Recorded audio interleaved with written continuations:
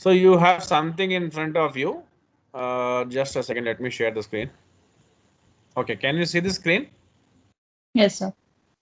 So we are doing a topic called balance scorecard. We are seeing the performance evaluation using the balance scorecard. Balance का मतलब आपको पता है, score card का मतलब क्या है भाई? आप एक see suppose you are a student in a school and there comes the question of your performance. So will it be only your academic performance or all round performance which will be seen? All पूरा। See, you have a aim. वो एक बेवकूफ सा picture banana, student of the year XYZ बेकार का picture एक बना, ठीक है? तो हम एक स्टूडेंट को कंप्लीट परफॉर्मर कैसे बोल सकते हैं? सिर्फ सिर्फ एकेडमिक है क्या? नो। स्पोर्ट्स भी हो सकता है, एकेडमिक भी हो सकता है, या लाइक क्विज क्विज कॉम्पिटिशंस में भी हो सकता है। बहुत सारी चीजों में उसका परफॉर्मेंस हम देख सकते हैं, और सब में अच्छा करने वाला को हम लोग क्या बोलेंगे? Top most performer. M I right? हाँ सर। तो उसका स्कोर कार्ड बैलेंस होता है ना? सो इन द सेम वे अब हम बिजनेसेस का परफॉर्मेंस चेक करेंगे using the balance score card concept. देखो, बहुत सिंपल सा कॉन्सेप्ट है, कुछ है नहीं इसमें ज्यादा टेंशन लेने का। सपोज अब इंट्रोडक्शन देखते हैं। When you choose a restaurant for a meal, are you concern with? अब आप एक रेस्टोरेंट को में जाने का सोच रहे हो, ठीक है ना? जैसे आप गोवा बीबो में या ट्रिबागो में, या there are lot of websites in which you check the restaurants in which you want to go for dining or for a stay. Okay, suppose if you want to go for dining for meal, so what will you check first? पहले क्या देखोगे आप? Price. Am I right? हाँ सर। And secondly आप क्या देखोगे? सबसे पहले एक नॉर्मल पर्सन और एक कस्टमर विल सी कि उस पर्टिकुलर रेस्टोरेंट में मैं जा रहा हूं खाना खाने, उसका प्राइस क्या दे रहा है, वो कितना। अब जैसे अगर कोई बोलेगा भाई हमें एक बिरयानी खाना है, एक होटल में 200 में है, एक होटल में 130 में है, तो आप पहले क्या करोगे? 130 वाला सेलेक्ट करोगे। Am I right? Yes sir. First thing is we will see the reasonable one. Second, कितना टाइम वेट करना पड़ेगा मुझे उस होटल में, वेटिंग कितना है। थर्ड, उसका क्वालिटी कैसा है। ये तीन चीजें आप देखोगे। सो अभी देखो यहां पर हम क्या देख रहे हैं? Factors other than financial performance may be needed to be successful. Financial performance is very important, of course, but even other factors which are non-financial, they should also be contributing to the success of the business. Is quality more important than cost? कई बार हम क्या देखते हैं? Cost देख के ऐसे, अगर 50 रुपए में भी बिरयानी मिल रहा है, क्या आप खाओगे वहां जाकर? नहीं।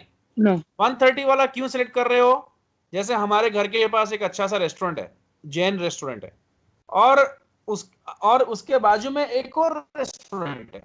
एक में जो बिरयानी है, I am giving me real life example, एक में बिरयानी है 200 रुपीज में, एक में बिरयानी है 130 रुपीज में, और हम हमेशा 130 वाला ही प्रीफर करते हैं, 200 वाला प्रीफर नहीं करते हैं।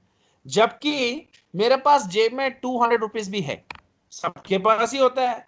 फिर भी I am telling you frankly, कोई अगर मुझे वहां फ्री में भी खिलाए ना, तो भी मैं नहीं खाऊंगा। किसमें? 200 वाले में। क्यों? क्योंकि 130 वाला जो है, he is giving the best quality, best service, very good quality he is maintaining in his food. उसके पास से बिरयानी लाके अगर कंज्यूम करेंगे या कुछ भी खाना लेके आएंगे, तो it is going to be very good. और 200 वाले पे अगर लेके आएंगे तो वो उतना लाइक पैसे ज्यादा भी लेगा, लेकिन उतना अच्छा नहीं रहेगा उसका quality. So what I mean to say is quality is more important and cost. हम वही मतलब हम ऑलराउंड पैकेज देखेंगे, हम ऐसा रेस्टोरेंट देखेंगे जो रीजनेबल प्राइस पे अच्छे से अच्छी क्वालिटी का हमें फूड दे सकता है, ठीक है? हाँ सर। And is timeliness more important than meeting the budget? यानी क्या आप ये देखते हो कि मेरे लिए टाइम इंपॉर्टेंट है और पैसा इंपॉर्टेंट नहीं है? Is customer service more important than return on investment? मतलब होटल के लिए क्या पैसा ज्यादा इंपॉर्टेंट है कि कस्टमर को अच्छा सर्विस देना? अच्छे पैसे कमाने के लिए वो खराब सर्विसेज भी देने को रेडी हो रहा है। खराब सर्विस मतलब, अगर उसको देखो, एक होटल में जाते हैं तो 4 वेटर्स आते हैं, एक होटल में जाते हैं तो एक ही आता है। 4 का कोई काम भी नहीं है और एक से पूरा काम हो सकता है। लेकिन अगर 2 हो या 3 हो, तो वो ज्यादा अच्छे से काम करेंगे, एक्सीडेंट मतलब हो सकता है ज्यादा एफिशिएंटली काम करेंगे। Am I right? Now the balance score card users, देखो यहां पर बहुत अच्छे से देखो, सीधी सीधी बात है, users a set of financial and non-financial measures that relate to the critical success factors of organization. यानी for a organization only financial measures are not the only important measures. यानी हम खाली पैसों को नहीं देख सकते। मेरा एक बिजनेस है, मैं सिर्फ मनी माइंडेड रह के सिर्फ पैसे कमाने के लिए सोचूंगा और उसके लिए खराब क्वालिटी दूंगा, that is not acceptable. I should, money is what I shall earn, not an issue, but I shall give good service, maintain good quality. Quality ka, when I speak about quality, I speak about non-financial measures. Am I right? So there are two things here you need to consider. Quality, first is financial, उसमें profits भी देखो, return on investment भी देखो, ठीक है? देखो मैं आपको जब फाइनेंस की बात करता हूं तो रिटर्न ऑन इन्वेस्टमेंट की बात करता हूं, प्रॉफिटेबिलिटी की बात करता हूं, कॉस्ट कटिंग की भी बात करता हूं। किसकी बात करता हूं? Cost cutting. What do you mean by cost cutting? If you reduce your costs you can improve on your profits. And when I speak about non-financial factors or measures, I speak about quality, I speak about customers and consumer or customer satisfaction, I speak about customer relationship, etc. Okay, तो ये दोनों factors मेरे business के लिए अच्छे हैं। Hotel के लिए वैसे कोई भी बिजनेस आप एग्जांपल लेके एक बैलेंस स्कोर कार्ड क्रिएट कर सकते हो। Helps to keep management focused on all of a companies critical success factors. मतलब ये बैलेंस स्कोर कार्ड जो है ये हमें हेल्प करता है या मैनेजमेंट को असिस्ट करता है वो सारे क्रिटिकल सक्सेस फैक्टर्स को कंसिडर करने के लिए which are very essential for the progress of the organisation. And सिर्फ फाइनेंशियल वंस को ही नहीं एम्फसाइज करता। It is not just the financial ones which are to be considered. एक बिजनेस में सिर्फ फाइनेंस ही नहीं होता, apart from financial factors non financial factors भी इंपॉर्टेंट है, ठीक है? Helps to keep short term operating performance in line with long term strategy. मतलब आपका लॉन्ग टर्म स्ट्रेटजी क्या होता है? अगर मैं सिर्फ रेवेन्यू जनरेट करने की बात करूं, if I speak about revenue, it's a short term strategy, it comes under short term strategy. If I speak about revenue, short term strategy. If I speak about profitability, short term strategy. If I speak about market size, market share, long term strategy.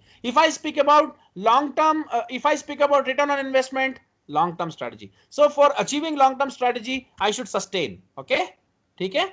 So इसीलिए मुझे ये सारे factors को perfection के साथ इन सारे factors को मतलब कंसिडर करके हर फैक्टर में एक्सेल करके अपने बिजनेस के लिए वंडर्स करने पड़ेंगे। Okay, now balance score card approach integrates का मतलब क्या होता है? क्लब्स, ठीक है ना? हमने इंटीग्रेटेड रिपोर्टिंग पढ़ा था, आपको याद होगा? हाँ, तो बैलेंस स्कोर कार्ड में हम क्या करते हैं? हम इंटीग्रेट करते हैं, मिक्स करते हैं financial and non financial performance measures. Okay, so here is the balance score card. The balanced scorecard approach to performance measurement. Strategy is not only prepared for by considering one of the factors. Strategy में हम ये सारे factors consider करते हैं: financial perspective, internal business perspective, learning and growth perspective, customer perspective. ठीक है? Financial perspective में क्या देखते हैं कि हम अपने शेयर होल्डर्स के लिए वैल्यू कैसे क्रिएट करें, उनको कैसे प्रॉफिटेबल बनाएं, उनके शेयर्स की वैल्यू कैसे बढ़ाएं। Internal business perspective, at what business process must be excel, मतलब ऐसा क्या करना चाहिए कि हमारा बिजनेस बढ़े। एंड कस्टमर, मतलब कस्टमर्स हमको कैसे देखते हैं, उनको हम कैसे खुश रखें। एंड हम डेफिनेटली ग्रो करेंगे हम बहुत कुछ सीखते हुए, with learning we will grow. Okay, so how do we continue to improve? Learn and grow, मतलब हम improvements भी करेंगे, सीखेंगे भी और grow भी करेंगे। Now financial perspective. So the balance scorecard का financial perspective is definitely the primary goal of every business is to make profits. Okay, and अपने shareholders को profits बताना. And here the financial performance is seen in the larger context of company's overall goals and objectives relating to its customers and suppliers, internal processes and like employees. देखो, अगर company का performance अच्छा रहेगा, financial, सब satisfied रहेंगे, customer को अच्छा product मिलेगा, सप्लायर को टाइमली पेमेंट मिलेगा, कंपनी के अंदर एम्प्लॉयज खुश रह के काम करेंगे, उनको बोनस मिलेगा, मोटिवेटेड रहेंगे। ओके, एंड कस्टमर पर्सपेक्टिव में देखो, वो चारों फैक्टर्स में मैं आपको एक्सप्लेन कर दे रहा हूं। So critical success factors include increasing the quality of the product and services, reducing delivery time and increasing customer satisfaction। यानी हम क्या करते हैं critical success factors में, what we see, we try to increase the quality of the product and services what we are providing. We just try to see how to reduce the delivery time, and we always try our level best to give the best services to customer and increase customer satisfaction. Measures of performance include the number of warranty claims। मतलब आप जो भी customer को आप service देते हो उसमें warranty भी देते हो, तो कितने वारंटी क्लेम्स को आप फुलफिल करके दे रहे हो, कितने लोग आपको आपके प्रोडक्ट वापस कर रहे हैं। अगर प्रोडक्ट ज्यादा वापस हो रहे हैं मतलब क्वालिटी खराब है, कस्टमर का रिस्पॉन्स कैसा है, ठीक है, एंड आप टाइम पे डिलीवरी कर रहे हो कि नहीं कर रहे हो, कस्टमर के कंप्लेंट्स आपको ज्यादा तो नहीं आ रहे हैं, कम आ रहे हैं तो भी आप उसको कैसे रिस्पॉन्ड कर रहे हो, how are you responding. Okay, yeah just a second.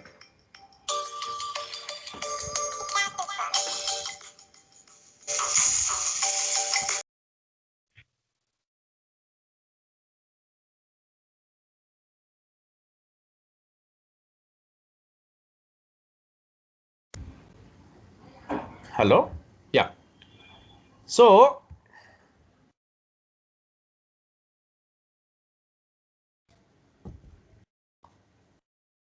a second dimension deals with increasing market share and penetrating new markets। हम अपने मार्केट में शेयर को बढ़ाना, अपने मार्केट में बढ़ना, नए मार्केट्स में भी एंटर होना, और मार्केट शेयर, मार्केट सैचुरेशन नहीं होना मार्केट में, न्यू प्रोडक्ट्स इंट्रोड्यूस करना। ओके, नए मार्केट प्लेस में। Internal operations perspective deals with objective across the company's entire value chain from research and development to post sale customer service। यानी हमारे company के अंदर में हम रिसर्च एंड डेवलपमेंट पे भी काम कर रहे हैं और कस्टमर सर्विस भी अच्छा दे रहे हैं, यानी सेल्स के बाद भी। ये सब क्रिटिकल सक्सेस फैक्टर्स है एक ऑर्गेनाइजेशन को ग्रो करने के लिए। Critical success factors improve quality throughout the production process, increasing productivity and increasing efficiency and timeliness। Okay, and last but not the least, learning and growth। So you learn from your mistakes and you learn with the passage of time, and you're learning, when you learn something you try to improvise, you try to improve। Okay, and that helps for the organization to grow। Okay, because you try always your level best to like make your performance more crisp, okay, more sharp, more better। Okay, and then like it also helps to improve the morale of the employees and increasing information system capabilities and product innovations। So balanced scorecard approach requires looking at performance from 4 different but related perspectives। यहां पर balance score card में हम सिर्फ financial नहीं देख रहे हैं, हम 4 चीजें देख रहे हैं: financial, customer, internal business process, learning and growth। Okay, and all of these are related to each other। तो अब फोकस ऑन क्वालिटी। क्वालिटी में क्या है? मीटिंग और एक्सीडिंग कस्टमर्स एक्सपेक्टेशंस। मतलब हम क्या कर रहे हैं? अच्छी क्वालिटी दे रहे हैं लोगों को, ड्यूरेबल गुड्स दे रहे हैं, रिलायबल गुड्स दे रहे हैं। ओके, और वो भी कॉम्पिटिटिव प्राइस। अब ये यहाँ पर क्वालिटी के ऊपर आपको पता है ISO 9000 एक तरीके से क्वालिटी अच्छा है कि नहीं उसको बताता है। A set of guidelines for quality management focusing on design, production, inspection, testing, installation and servicing of products, process and services, originally developed by ISO। ये standards हैं, European standards हैं to control the quality of products sold in Europe। मतलब जैसे India में भी आपको पता है, if you want to purchase spices, it should be of AgMark quality।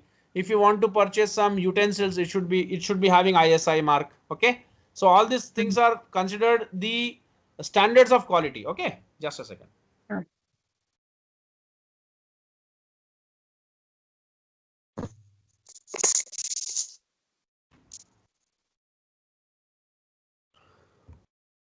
Now to facilitate costs of quality, to facilitate the comparison of benefits of providing high quality products or services with the cost that result from poor quality, 4 general quality of categories of quality cost include एक तो क्या है prevention cost, यानी कोई भी चीज खराब ना हो, अप्रेजल कॉस्ट मतलब खर्च ज्यादा ना हो, इंटरनल फेलियर कॉस्ट यानी आपके कंपनी में कोई फेलियर्स ना हो जिससे आपको खर्चा बढ़े, एक्सटर्नल फेलियर यानी एक्सटर्नली भी आपकी कंपनी जो एक्सटर्नल मार्केट में ऐसा कुछ ना हो जिससे आपके खर्चे बढ़ जाए, ठीक है। हाँ नाउ प्रिवेंशन कॉस्ट क्या होता है? Cost incurred to prevent product failure from occurring. कोई भी प्रोडक्ट को आप बनाते हो तो उसको ऐसा बनाओ कि उसका वो प्रोडक्ट में फेलियर्स कम हो या ना हो। So incurred early in the value chain and includes design and engineering, training, supervision, ठीक है। ये सबसे हमारा प्रोडक्ट का जो क्वालिटी है वो इंप्रूव होगा, और मतलब जो भी खराबी है, जो भी फेलियर है उसमें होने का, that can be prevented from happening. तो ये प्रिवेंट करने के लिए भी आपको फ्री में नहीं होगा, वो कॉस्ट लगेगा। यानी आप किन चीजों पे खर्च कर रहे हो?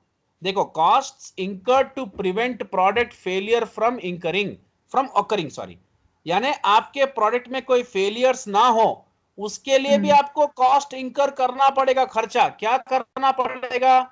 इंकर्ड अर्ली इन वैल्यू चेन, डिजाइन में, डेवलपमेंट में, इंजीनियरिंग में, ट्रेनिंग में, सुपरविजन में, और उसके क्वालिटी को इंप्रूव करने के लिए भी आपको कॉस्ट खर्च करना पड़ेगा। That is called prevention cost.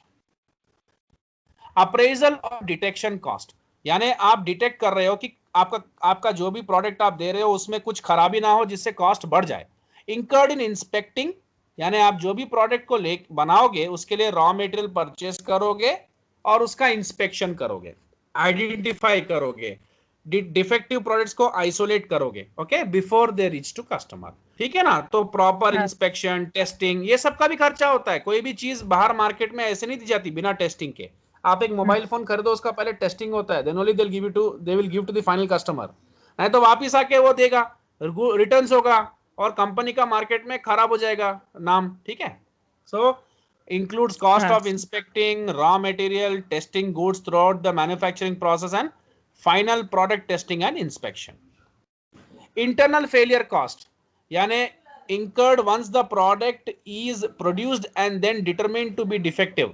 मतलब क्या होता है, जब प्रोडक्ट प्रोड्यूस हो जाता है और वो डिफेक्टिव निकल जाता है तो हमें इंटरनल फेलियर मालूम होता है। भाई हमने एक प्रोडक्ट बनाया, हमने सोचा है सक्सेस रहेगा, बट वो उसमें कुछ प्रॉब्लम्स आ गया, तो कस्टमर के पास जाने से पहले ही उसमें अगर कोई डिफेक्ट्स मालूम हो गए तो अच्छा है। am I right? So it shows like what was the failure from your side that the product has become a defective product. So includes material, labor and other manufacturing costs incurred in reworking defective products and cost of scrap and spoilage. That means now you have to see and rework on the defective product, and whatever the scrap and spoilage happen, those costs are internal failure costs. मतलब इसके उसको ठीक करने के पीछे क्या क्या लग रहा है? आपका मटेरियल लग रहा है, ठीक। अगर मेरा प्रोडक्ट खराब हो गया तो वापस मुझे ठीक करने के लिए I should use some material, again labour has to work, again I have to start the manufacturing thing, again I have to rework on that, again I have to see the defective products, okay. So all these are the cost I incur. And external failure cost incurred after a defective product is delivered to a customer। एक बार customer के पास product चले गया, देखो customer कितना frustrated है, उसको एक product बेचा और वो खराब निकल गया, उसको फोड़ दे रहा है। सो उससे क्या हो रहा है, हमारा लाइक गुडविल खराब हो रहा है, हमें हमारे ऊपर लीगल एक्शंस हो सकते हैं, तो हमें भी एक लॉयर को हायर करना पड़ेगा, ठीक है। ऐसे ऐसे इश्यूज होंगे। So incurred after a defective product is delivered to customer includes the cost of repairs made under warranty, replacement of defective parts, product recalls। जैसे अभी कई बार इंजिन्स होते हैं गाड़ियों के, उनमें बहुत सारा कंपनीज दे रिकॉल दोस इंजन्स, ओके। तो इसमें उनको बहुत सारा मिलियंस एंड मिलियंस और बिलियंस ऑफ डॉलर्स का एक्सपेंडिचर हो जाता है, वो उनके तरफ का प्रॉब्लम है। Cost arising from legal actions against the seller and eventually lost sales. Then measuring and controlling environmental cost. Environmental cost, so the cost of producing, और ये सब आप कहां पर करें? you have produced your product in the environment। environment मतलब जो भी आपका फैक्ट्री है जहां पर भी है उस वहां पर आपने बहुत कुछ लाइक आपके आसपास के एनवायरनमेंट जो भी है वहां पर आपने बनाया उसको. So the cost of producing, marketing and delivering products and services including post purchase cost caused by the use and disposal of products that may have an adverse effect on environment. मतलब आपका product user friendly नहीं है suppose, और उससे environment में कोई issues होगा. जैसे प्लास्टिक के रैपर्स होते हैं, वो आप बाहर फेंकने से क्या होता है, एनवायरमेंटल पोल्यूशन होता है ना. बहुत सी चीजें हैं जिससे एनवायरनमेंट को प्रॉब्लम होता है, तो एनवायरमेंटल कॉस्ट भी आपको बियर करना पड़ेगा. गवर्नमेंट आपके ऊपर टैक्सेस लगाएगा. नाउ जैसे इतनी गाड़ियां बिकती है, if you take today's newspaper Times of India, Toyota company doesn't want to expand in India. क्यों? The complaint is government of India is taking lot of taxes from Toyota like car manufacturers. Why? India में वो लोग बोलते हैं कि बहुत pollution हो रहा है तो हमको टैक्स ज्यादा लगाना पड़ेगा आपको. That's what.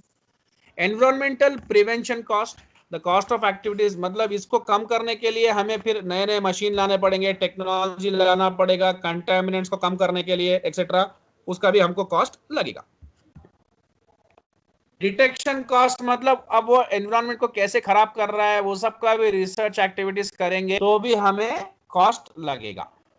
आई थिंक ये हमें नहीं है बैलेंस स्कोर कार्ड में, तो हमको नहीं चाहिए, इसका जरूरत नहीं है. Your balance score card is done. अब ये सब की आपको नहीं है कुछ. Okay okay sir. हेलो. हाँ सर. हाँ, ये आपको करना है तो मैं करा देता हूँ, मुझे कोई प्रॉब्लम है, but this is not there. So balance score card हमें जितना करना था हमने कर लिया, काफी है. Okay sir. हाँ, बस यहीं तक था, बस वो एनवायरमेंटल का कुछ भी नहीं है. Okay sir.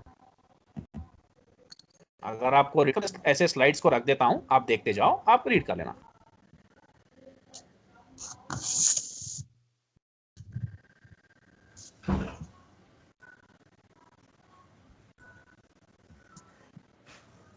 ये एक एग्जांपल है.